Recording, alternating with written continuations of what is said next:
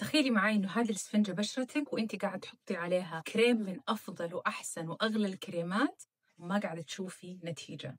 ليش يا ترى؟ فغالبًا حتحتاجي تونر تحطيه على البشرة عشان البشرة تكون مترطبة من جوا، وبعدها تحطي السيروم أو كريم أو whatever you want، لكن ميكسون عندهم هذا المنتج الرائع اللي هو تونر وسيروم في نفس الوقت. هذا الجليسير ووتر هايلورونيك أسيد سيروم فيه من مياه الأنهار الجليدية اللي في ألاسكا، فيه الهايلورونيك أسيد 3 أنواع من الهايلورونيك أسيد، واحد يرطب البشرة من الأعماق والثاني يرطب البشرة من السطح والثالث يحافظ على رطوبة البشرة في الوسط. بس إذا حطيتيه على البشرة شايفة كيف إنه الإسفنجة تشربته تماماً، فهذا الشيء يخلي البشرة طرية ولينة، بين لك مفعول الكريم بشكل أفضل لأنه حيقدر يتغلغل ويدخل في أعماق البشرة، يعطي ترطيب فوري ويناسب جميع أنواع البشرة. لسه المكونات قصيرة مقارنة بكل الهايلورونيك أسيد الموجود في السوق، ويسوي الشيء اللي هو مفروض يسويه فقط لا غير. زي ما انتم شايفين البشرة تحسها كذا ندية ومترطبة وباردة، مرة حلو، جربوه وراح تدعوا لي.